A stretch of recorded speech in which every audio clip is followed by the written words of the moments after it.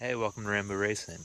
I'm going to use this YouTube channel to document my adventure with this 1979 Chevrolet C10 behind me. You may have already noticed that it is reminiscent of the Roadkill muscle truck, and that's by design. That's actually what made me impulse buy it in the first place. A fellow YouTuber and friend, Rob, started this with a absolute pile of a Chevrolet C10. He put a nice suspension on it, some nice wheels and tires, and drove it around with a small block Chevy in it. Had a bunch of fun, did a burnout or two. We're going to take it just a step further. As you can see, we got her with no engine. There's no trans in there. Everything else is still there. So I'm going to go ahead and do what I know how to do and put a turbo LS in it, because why not? And that'll help it be a little bit more like the real Roadkill muscle truck.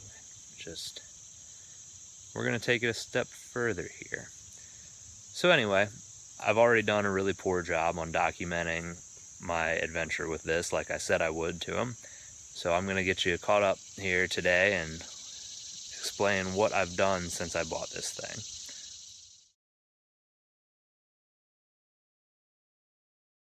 Alright, so all I've really accomplished so far is a lot of parts collecting.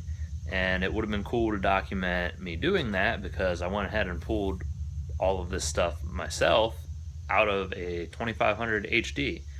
So, as you can guess, here's our LQ4. Unfortunately, it's a little older one. It's out of a 2001 truck. And over here, we have a two-wheel drive 4L80E, so we can have overdrive and still make a bunch of power. And here's Jake, the shop dog. That's Jake's transmission. Nothing exciting. We're gonna go get a stall for it, probably put the HD2 Transgo kit in it, and not do anything else to it besides that. So, as you saw here, heads are already off the engine. They're actually not even here right now. They are with my friend Jesse, and he's cleaning them up for me because they looked terrible. He got the valve covers off it and actually thought I painted them wrinkled black. There was that much oil and dirt and grime caked on them.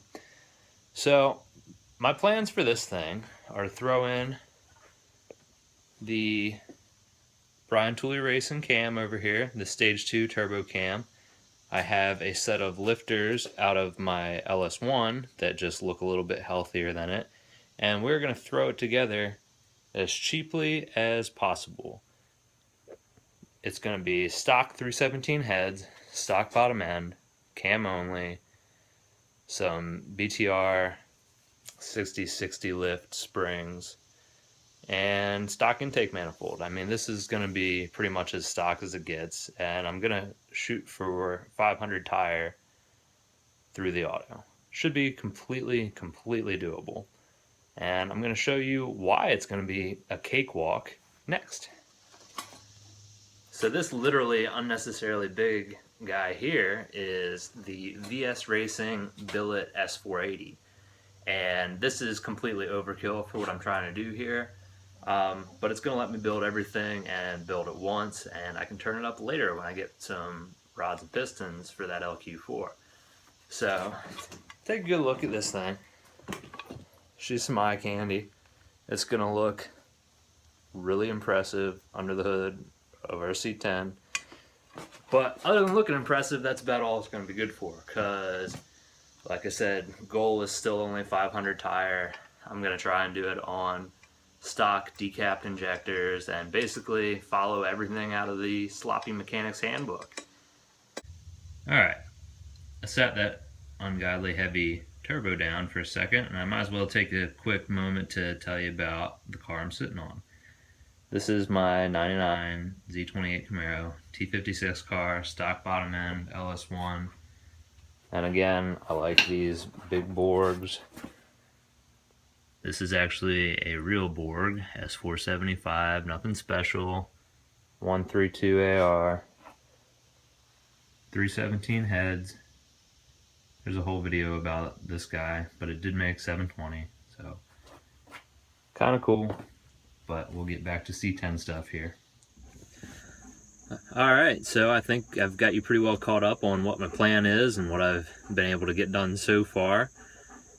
Hopefully next time we make a little bit of headway. I'm planning on getting some paint on the short block since it's super rusty and looks not so good.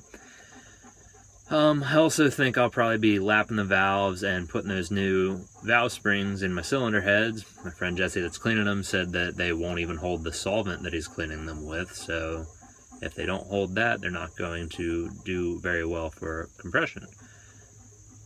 So until then, thanks for watching. I hope I didn't bore you too much with my update on this thing. Eventually it's going to get a lot cooler, I promise, and the end goal is to maybe make it to some of those roadkill events and actually drag race this stupid thing. So thanks again. We'll see you next time.